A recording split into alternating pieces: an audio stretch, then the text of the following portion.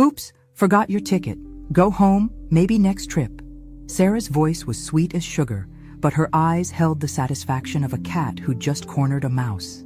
Standing there at JFK Airport, surrounded by families heading off to their dream vacations, I felt the blood drain from my face as the reality hit me. $33,000. That's what I'd paid for this family trip to Paris, and they'd planned to ditch me all along. If you're watching this, subscribe and let me know where you're watching from. My name is Linda Walker, and at 68, I thought I'd seen every kind of betrayal family could dish out. I was wrong. 2 months ago, when my son Michael suggested a family vacation to celebrate the holidays, I'd been over the moon. Mom, wouldn't it be amazing if we all went to Paris together? The kids would love it, and Sarah's always wanted to see the Eiffel Tower. The way he said it, so casual, so loving. I never questioned who would pay. I just opened my checkbook like I always did. Sarah, my daughter-in-law, had volunteered to handle all the bookings. Leave everything to me, Linda. I have experience with international travel. She'd smiled, that perfect smile of hers, the one that had fooled me for 16 years of marriage to my son. I'd handed over my credit card information without a second thought. Hotels, tours, flights for 5 people, everything first class because we want this to be special. Standing at the departure gate, watching my son avoid eye contact while Sarah explained how there'd been a mix-up with my reservation, I realized the truth. The reservation hadn't been mixed up. It had never existed.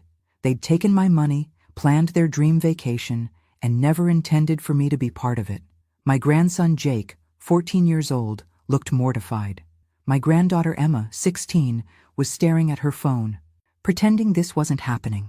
There must be some mistake, I said, though deep down I knew there wasn't. Sarah shrugged, her designer carry-on slung over her shoulder. These things happen with international flights. You understand, right? We can't miss our connection. That's when I understood exactly what kind of game they'd been playing, and decided it was time to change the rules. 3 months earlier, I'd been sitting in my garden in Westchester, enjoying my morning coffee when Michael called. Mom, I have an idea that might sound crazy, but hear me out. He'd always been a charmer, my Michael. Even as a little boy, he could talk his way into extra cookies or a later bedtime. At 42, that charm had evolved into something more calculated, though I'd been too much of a loving mother to see it clearly. Sarah and I were talking, and we realized the kids are getting older. Emma's going to college in 2 years. Jake's growing up so fast. We want to create some family memories before they're too busy with their own lives. His voice had that wistful quality that always made me want to fix whatever was wrong. What would you think about all of us taking a trip together? Somewhere really special? I'd set down my coffee cup, already feeling the familiar warmth that came whenever my family included me in their plans. After Robert died 5 years ago, those invitations had become precious. What did you have in mind? Paris, he'd said, and I could hear the excitement in his voice. Christmas in Paris, can you imagine? We could see the Champs-Élysées all lit up, visit the Louvre, eat croissants for breakfast every day. Sarah found this amazing hotel near the Arc de Triomphe. The way he painted the picture, I could see all of us strolling along the Seine, laughing over dinner at a sidewalk cafe, watching Emma and Jake discover a new culture.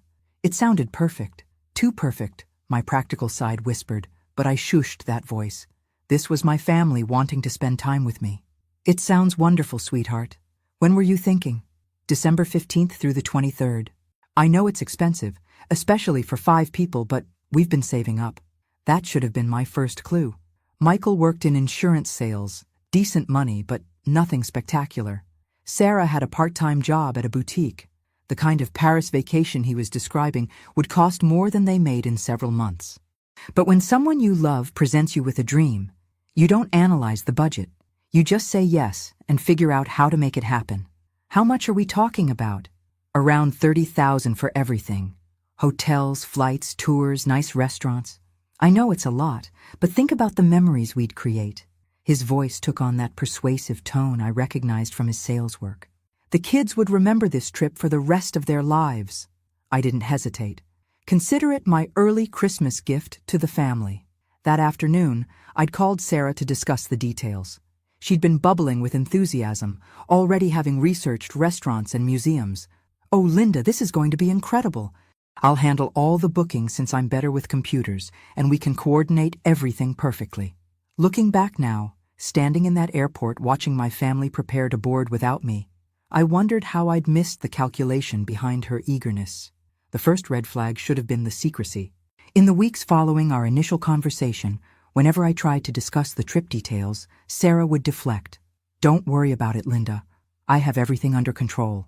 When I offered to help with research or asked to see the hotel information, she'd smile and change the subject. "You just focus on packing and getting excited. This is supposed to be a surprise vacation for you too." At 68, I wasn't naive. I'd raised 4 children, survived 35 years of marriage, and buried my husband. I knew when something didn't feel right, but I also knew what it felt like to be excluded from family plans. And I desperately wanted to believe my son and daughter-in-law genuinely wanted me there. The second red flag came 2 weeks before departure. Sarah had called to ask about my passport, just making sure it's current for international travel. When I told her it was, she'd paused. "Could you send me a photo of it? For the airline reservations." I'd taken a picture and texted it immediately, proud of my technological competence with my smartphone. 3 days later, she'd called again. "Linda, there's been a slight change. The hotel we originally booked was overbooked, so I had to switch us to a different one. Still beautiful, still in a great location, just a different confirmation number." She'd rattled off some numbers that I'd dutifully written down, though something in her tone felt rehearsed. The third red flag was the biggest one, and I almost missed it entirely. Last Thursday, exactly 1 week before our departure, I'd driven to the mall to pick up some last-minute items for the trip. Coming out of Macy's, I'd spotted Sarah across the food court, deep in conversation with her sister Rebecca. Nothing unusual about that, except for what I'd overheard as I approached their table. "I still can't believe you're actually going through with this," Rebecca was saying. "It's cruel, even for you." Sarah had laughed, the sound sharp and bitter. "She'll get over it. Besides, someone needs to teach her that money doesn't buy you a place where you're not wanted." I'd frozen behind a pillar, shopping bags heavy in my hands as the words sank in. Rebecca had shaken her head. "But $30,000, Sarah. That's a lot of money to take from someone. Think of it as a lesson in boundaries," Sarah had replied. "She'll finally understand that throwing money at every situation doesn't make her indispensable." I'd backed away slowly, my heart pounding, and spent the rest of the week trying to convince myself I'd misunderstood. They couldn't be planning what it sounded like they were planning. Not my own family. But standing at that airport gate, watching Sarah's smug expression as she delivered her perfectly rehearsed lines about the forgotten ticket, I knew I'd heard exactly what I thought I'd heard. The old Linda would have burst into tears, begged them to find a solution, maybe even offered to pay for another ticket on the spot. But something had shifted during that week of knowing the truth. The woman standing in JFK Airport wasn't the same pushover who'd been writing checks for family emergencies for the past 5 years. "You know what, Sarah?" I said, keeping my voice calm and pleasant. "These things do happen." I turned to Michael, who was studying his boarding pass with suspicious intensity. "Have a wonderful time in Paris, sweetheart. I hope it's everything you dreamed it would be." The taxi ride back to Westchester gave me exactly 47 minutes to plan my response. Not my reaction, my response. There's a difference between the two that most people my age have learned the hard way. A reaction is emotional, impulsive, something you regret later. A response is calculated, purposeful, and infinitely more satisfying. By the time we pulled into my driveway, I knew exactly what I was going to do. Inside my house, I made myself a cup of tea and sat down at my kitchen table with my laptop. If Sarah thought she was tech-savvy enough to outmaneuver a woman who'd been managing household finances since before she was born, she was about to learn otherwise. My late husband, Robert, had been an accountant, and 40 years of marriage had taught me the importance of keeping meticulous records. I opened my email and located every confirmation number, every booking reference, every receipt that Sarah had sent me over the past 3 months. Hotel reservations, flight confirmations, tour bookings, restaurant reservations, even tickets to a show at the Moulin Rouge. Everything booked in my name. Everything paid for with my credit card. Everything completely within my legal right to modify or cancel. The hotel reservation was first. The Hotel Plaza Athénée. 5 nights, 2 adjoining suites, $3,800 total. I called their reservation line, and after being transferred twice, reached a delightfully helpful woman named Marie. "Madame Walker, of course I can help you with your reservation. You wish to modify your booking?" Her English was accented but clear. "Actually, I need to cancel completely. There's been a family emergency." I kept my voice steady, professional. "I understand there may be cancellation fees. Let me check your booking." "Ah, I see you purchased our flexible rate. No cancellation fee if cancelled before 24 hours of check-in. Since your reservation begins tomorrow, you are well within the window. Shall I process this cancellation?" "Yes, please." "Très bien. Your cancellation is confirmed, and the full amount will be credited to your card within 3 to 5 business days. I hope your family emergency resolves well." If only she knew how well it was about to be resolved. Next were the flights. This took longer, involving multiple transfers and a 40-minute hold, but eventually I reached someone who could help. Business class tickets to Paris, Charles de Gaulle, $3,900 each for 5 passengers. Unlike the hotel, these had a cancellation fee, but even after penalties, I'd get back roughly $14,000. The tour bookings were easier. Private guide for the Louvre, Seine River cruise, day trip to Versailles, wine tasting in Burgundy. Easy. One by one, I canceled them all. Each confirmation email that arrived in my inbox felt like a small victory. The hardest call was to the restaurant where Michael had specifically wanted to eat Christmas dinner, Le Grand Vefour, where he'd planned to propose a toast to family traditions. The maitre d' was understanding when I explained there'd been a change in plans. By 7 o'clock that evening, I'd canceled everything. Every reservation, every booking, every carefully planned detail of their dream vacation. My credit card company confirmed that refunds were already being processed. Now came the best part. I opened a new document on my laptop and began typing. "Dear Michael and Sarah, I hope your flight to Paris was comfortable. By now, you've probably arrived at the Hotel Plaza Athénée, only to discover that your reservation has been cancelled." I paused in my typing, imagining their faces when they realized what had happened. Then I continued, "Since you clearly didn't want me on this family vacation, I assumed you also didn't want my money funding it. I've taken the liberty of canceling all the reservations I paid for. Hotels, flights home, tours, restaurant reservations, even your tickets to the Moulin Rouge. Consider it a lesson in consequences. You see, when you take $33,000 from someone while planning to humiliate them, you should probably make sure they can't undo your plans with a few phone calls. I may be 68, but I'm not the foolish old woman you clearly think I am. The hotel has confirmed your checkout for this morning. Your return flights have been cancelled, though you're welcome to purchase new ones at current rates. I checked, and last-minute flights home during peak holiday season run about $4,000 each. I hope you brought extra credit cards. Don't bother calling me begging for help. My phone will be turned off for the next week while I enjoy a lovely staycation in the comfort of my own home, spending the refunded money on myself for once. Perhaps next time you'll think twice before treating family like an ATM with feelings. Merry Christmas from snowy New York, Mom P.S. I've tucked this note into Sarah's makeup bag. By the time you find it, you'll have already discovered that your dream vacation has become a very expensive nightmare. I printed the note on my good stationery, folded it carefully, and smiled. Earlier that afternoon, while they were going through security, I'd slipped back to their departure gate and found Sarah's carry-on where she'd left it under Michael's chair. It had taken exactly 30 seconds to unzip her makeup bag and tuck the note inside. The beauty of my plan wasn't just the cancellations. It was the timing. They'd discover the hotel problem first, probably attributing it to some computer error. They'd waste hours at the front desk, making phone calls, trying to sort out what they'd assume was a mistake. Only when Sarah opened her makeup bag later that evening would they understand this wasn't an accident. I poured myself a glass of wine and called my best friend Beth. We'd known each other since our children were in elementary school together, and she was the only person who'd seen through Sarah's sweet act from the beginning. "Linda, how was your flight? Are you calling from Paris?" "I'm calling from my kitchen in Westchester," I said, unable to keep the satisfaction out of my voice. "What happened? Don't tell me they canceled the trip." "Oh, the trip wasn't canceled. I just wasn't invited to participate in it. Apparently, being the financier didn't guarantee me a seat on the plane." The silence on Beth's end lasted exactly 3 seconds before she exploded.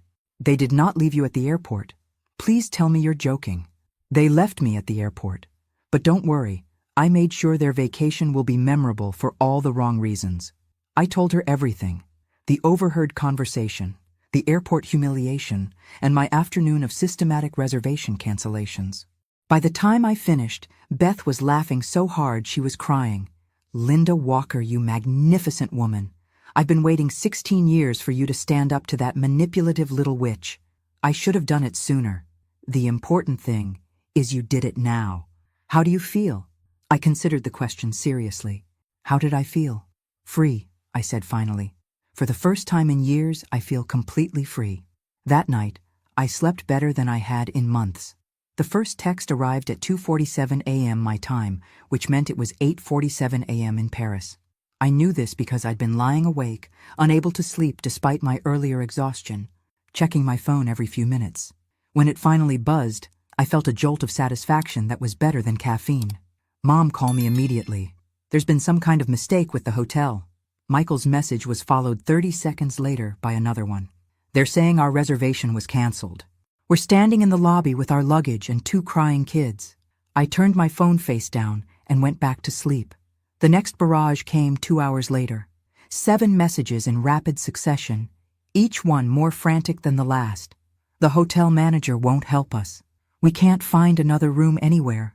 Do you know what happened with the booking? This isn't funny anymore. The kids are exhausted and scared. Please just call me back. I made myself breakfast instead. Pancakes from scratch, the way Robert used to like them. Extra butter, real maple syrup, fresh strawberries.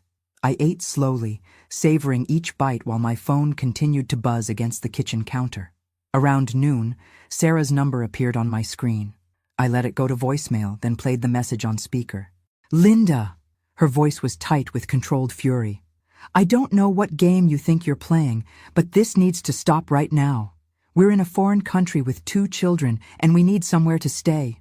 Whatever problem you have with us can be discussed when we get home, but right now, we need you to fix this. The entitlement in her voice was breathtaking. Even now, even after being caught in their scheme, she still expected me to solve their problems. The next voicemail came from Emma, my 16-year-old granddaughter. Her voice was shaky, younger than her years. Grandma, I don't understand what's happening. Dad won't tell us anything, and Mom's been crying. We're sitting in some cafe and everyone looks scared. Could you please call us back? I miss you. That one almost broke my resolve. Almost. But I reminded myself that Emma's parents had put her in this situation, not me. They'd chosen to use my money for a vacation they never intended me to enjoy, and now they were experiencing the consequences of that choice. By evening, the messages had become desperate. Michael's voice cracked as he explained they'd found a small hotel in a questionable neighborhood for 3 times the normal rate. Mom, please, I know you're angry, but the kids don't deserve this. We're scared, we're running out of money, and we don't know what to do.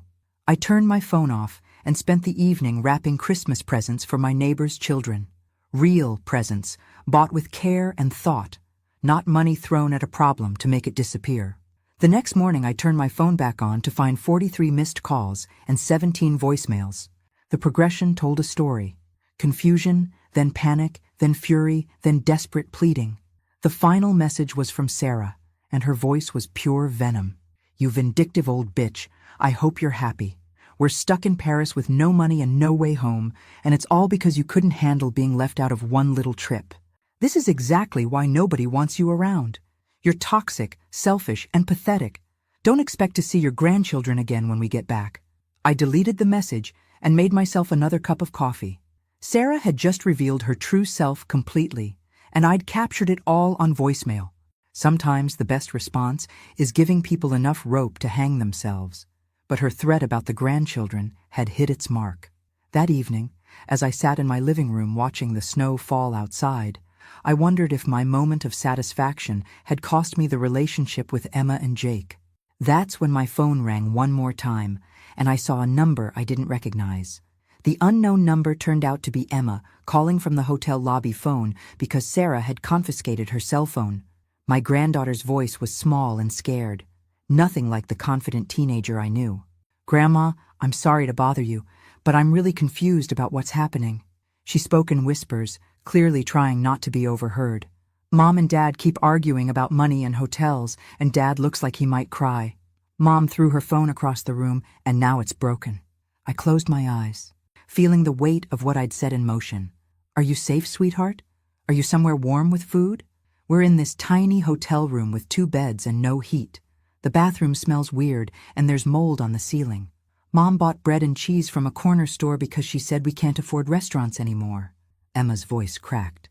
Jake asked if we did something wrong, and Dad just stared at the wall. The old Linda would have caved immediately, would have called the nearest luxury hotel and booked them a suite. But the new Linda understood that rescuing them now would only teach them that tantrums and manipulation eventually worked.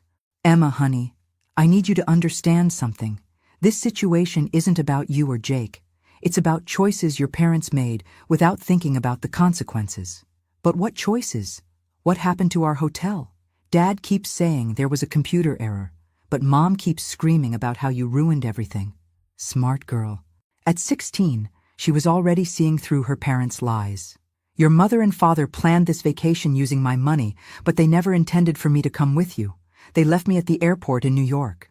The silence stretched so long, I thought the call had dropped. When Emma spoke again, her voice was different, older. "They left you at the airport? On purpose?" "On purpose. After I paid $33,000 for everyone's tickets, hotels, and tours."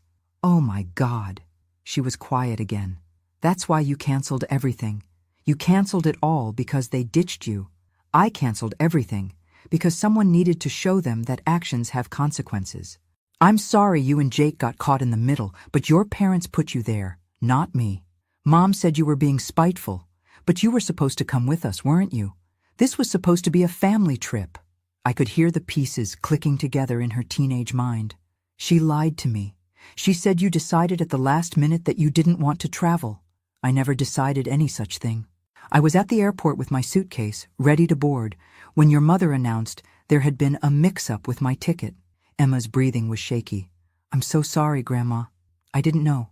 Nobody told us what really happened." A pause. "Are we going to be stuck here?" "That depends on what your parents decide to do. They'll figure something out." I hoped I sounded more confident than I felt. "I have to go. Mom's coming back from the front desk and she looks really angry." Emma's voice dropped to barely a whisper. "I love you, Grandma. I'm sorry they were so mean to you."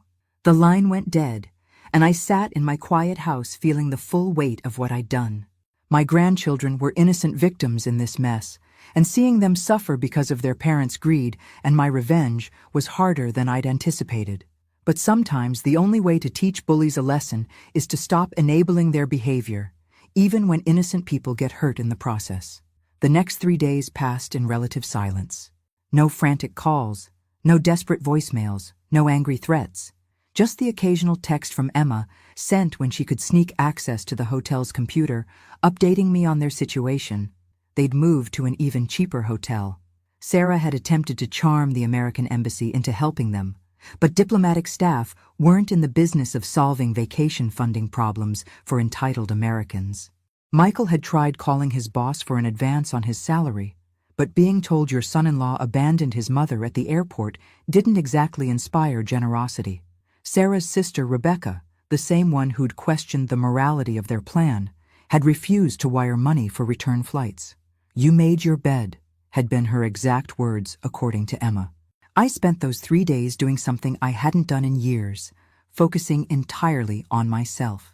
I rearranged my living room furniture, finally hanging the paintings I'd bought months ago but never found time to display. I called old friends I'd neglected while managing family crises. I even started reading a novel for pleasure instead of the investment magazines and financial planning books that usually filled my evenings. On Wednesday evening, as I was enjoying a glass of wine and watching the snow fall in my backyard, my doorbell rang. Through the peephole, I saw Beth holding a bottle of champagne and grinning.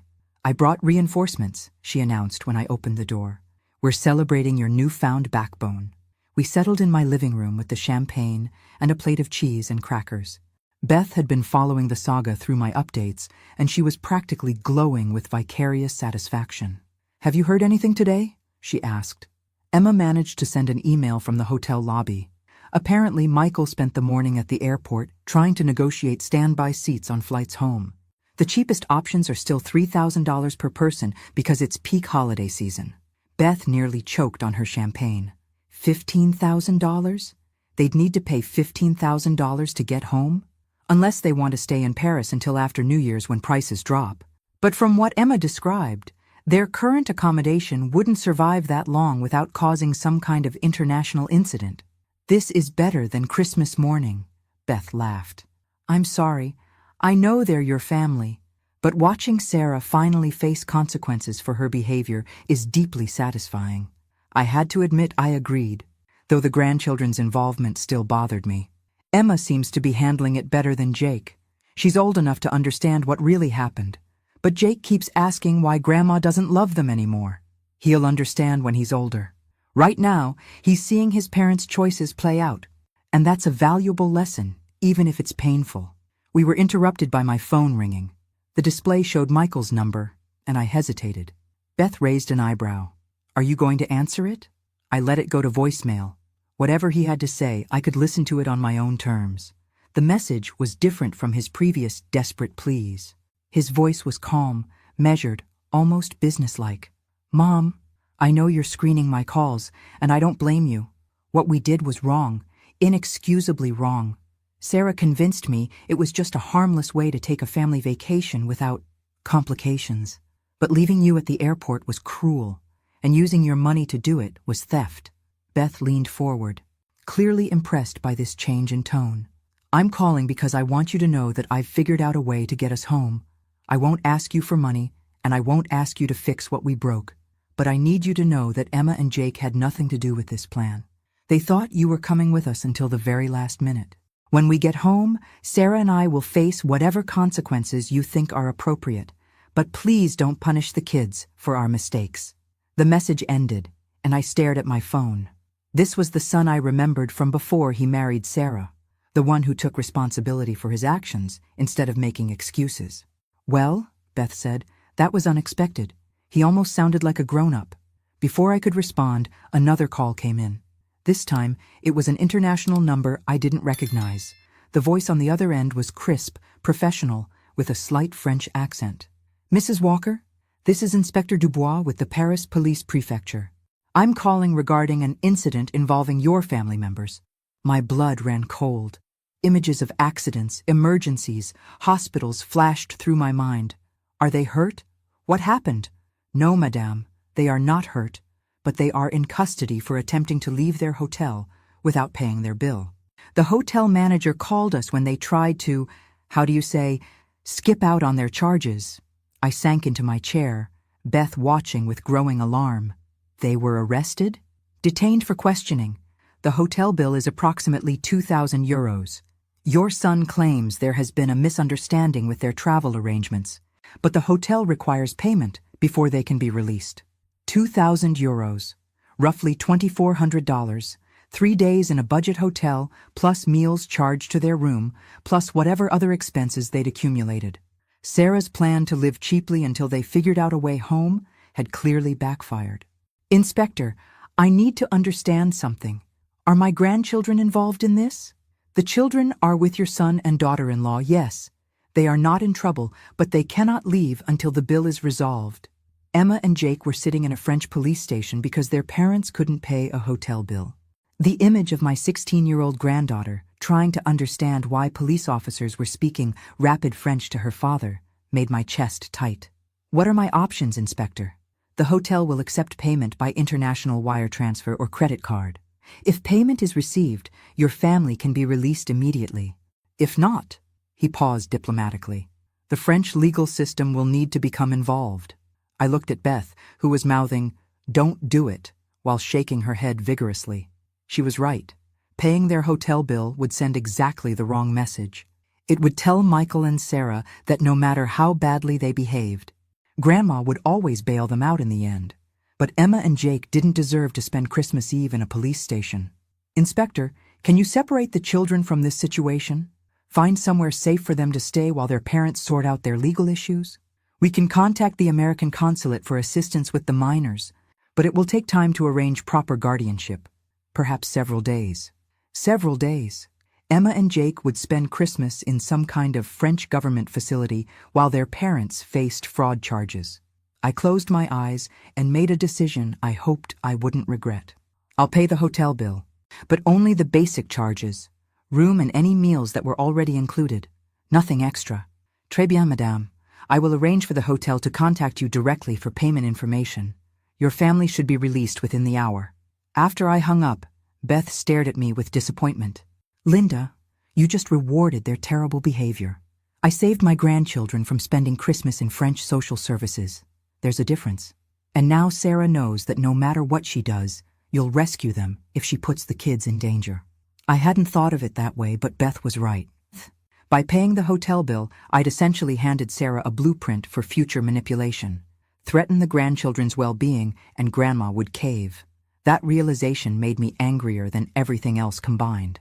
30 minutes later, my phone rang again. Michael's voice was subdued. Grateful, but also wary. Mom, thank you. I know we don't deserve your help after what we did. You don't. I paid that bill for Emma and Jake, not for you and Sarah. I understand. And I want you to know that we found a way home.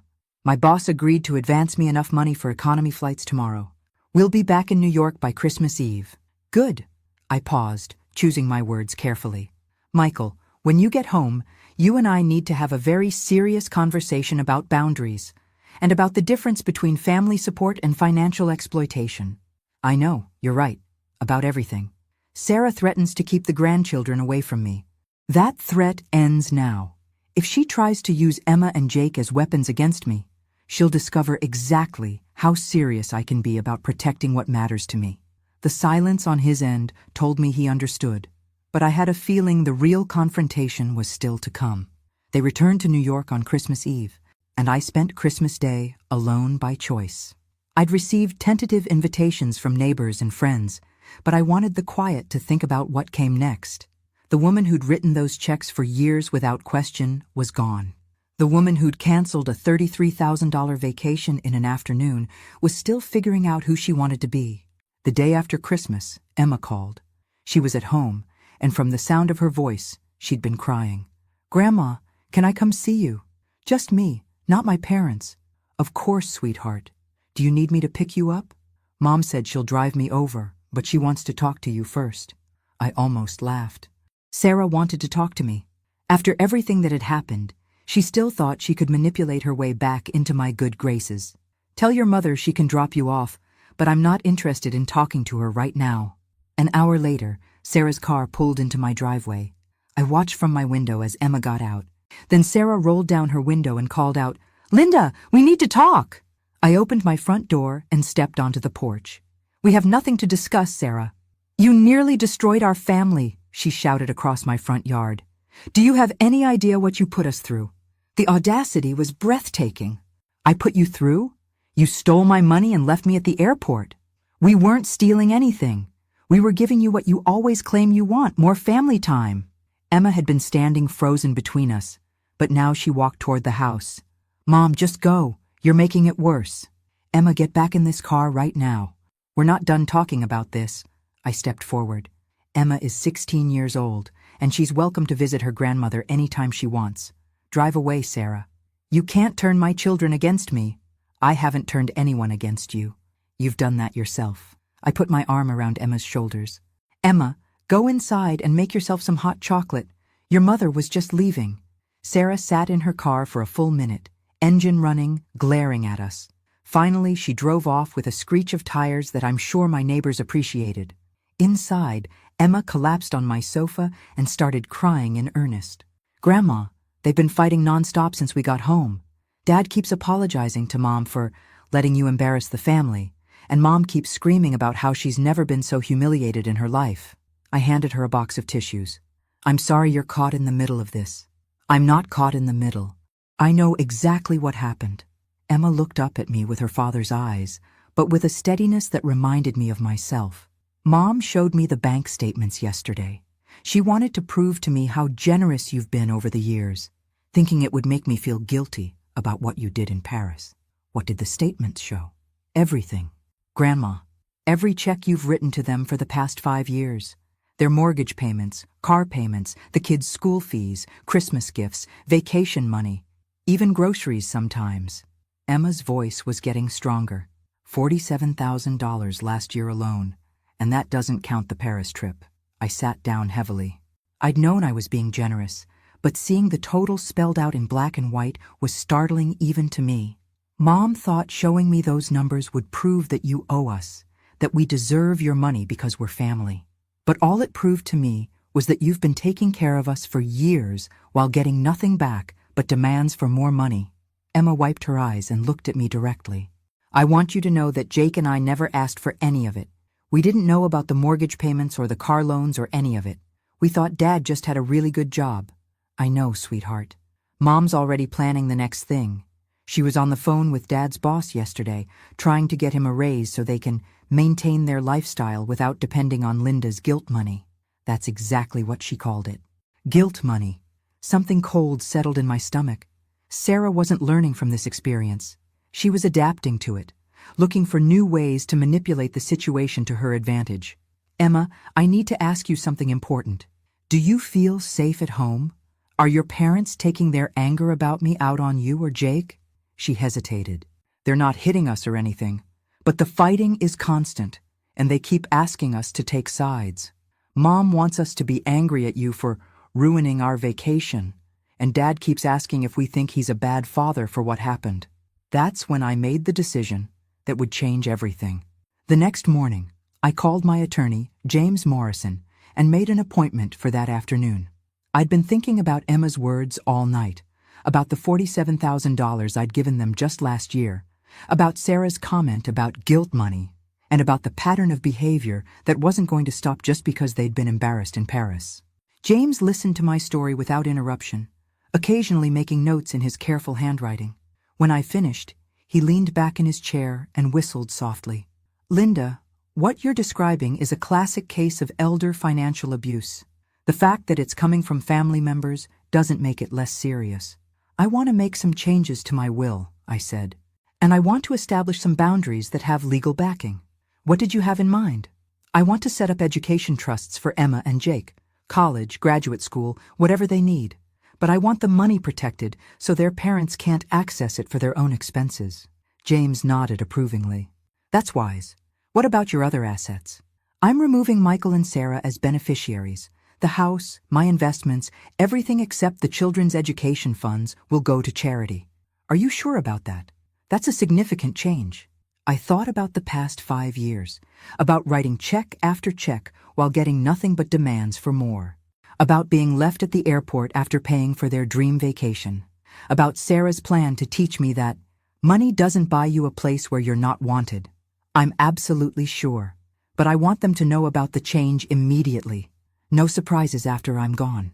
James arranged for the new will to be drawn up and witnessed that same week. On New Year's Eve, I invited Michael and Sarah to my house for what I told them was an important family discussion. Emma and Jake were at a friend's party, which was exactly what I'd wanted. They arrived together but sat on opposite ends of my sofa, the tension between them obvious. Sarah looked like she hadn't slept in days, and Michael kept checking his phone as if expecting an urgent call that would rescue him from this conversation. I asked you here because we need to discuss the future of our relationship, I began. What happened in Paris clarified some things for me. Sarah opened her mouth to speak, but I held up my hand. For the past 5 years, I've given you over $200,000. Mortgage payments, car loans, vacation money, emergency funds, school fees, Christmas gifts. I've written checks without question because I believed I was helping family. Michael's face went pale. Mom, we never asked you to add it all up like that. No, you just kept asking for more. But what happened at the airport showed me the truth. You don't see me as family. You see me as a resource to be managed. Sarah made that very clear when she said my money doesn't buy me a place where I'm not wanted. Sarah finally found her voice. You're twisting everything. We just wanted some space to enjoy our vacation without having to worry about accommodating your needs. My needs? I laughed. Sarah, I'm 68 years old, not 98. I don't need assistance walking or eating or using the bathroom. The only accommodation you would have needed to make was treating me with basic respect and including me in the family vacation I paid for. I reached for the envelope James had prepared. Since you've made it clear that my financial support doesn't earn me a place in this family, I'm withdrawing that support permanently. I handed Michael the letter. This is notice that there will be no more mortgage payments, no more car loans, no more emergency funds. You're both adults with jobs. You can support yourselves. Michael scanned the letter, his eyes widening. Mom, you can't just cut us off entirely. I'm not cutting you off. I'm treating you like the independent adults you claim to be. Sarah snatched the letter from Michael's hands. As she read, her face went through several emotions. Confusion, disbelief, and finally, fury. You changed your will, she said flatly. You're leaving everything to charity. Emma and Jake will have their education fully funded through trust accounts you can't touch. Beyond that, my assets will go to organizations that actually value what I have to contribute. The room erupted. Sarah started screaming about ingratitude and manipulation. Michael tried to mediate, while simultaneously pleading for me to reconsider. But I sat calmly in my chair, watching them realize that their ATM had permanently closed. Finally, Sarah played her last card. Fine. If that's how you want it, you'll never see Emma and Jake again. We're done with your games. I smiled. Sarah, Emma is 16 and Jake is 14. In less than 2 years, Emma will be 18 and can make her own decisions about seeing me. Jake will follow soon after. Are you really willing to spend the next few years being the mother who kept them from their grandmother over money? The fight went out of her then. She knew as well as I did that turning the children against me would only turn them against her. 6 months later, I'm sitting in my garden, enjoying my morning coffee and reading a letter from Emma. She's starting college in the fall, her tuition fully paid by the trust I established. Jake calls me every week to tell me about his soccer games and his latest art projects. Michael and I have a polite but distant relationship, built on mutual respect rather than financial dependency. Sarah and I don't speak at all, which suits us both perfectly. I learned something important at 68 years old. The people who truly love you will find a way to show it without requiring payment. Everyone else is just presenting you with bills, and I'm done paying for love that was never real in the first place. Thanks for listening. Don't forget to subscribe and feel free to share your story in the comments. Your voice matters.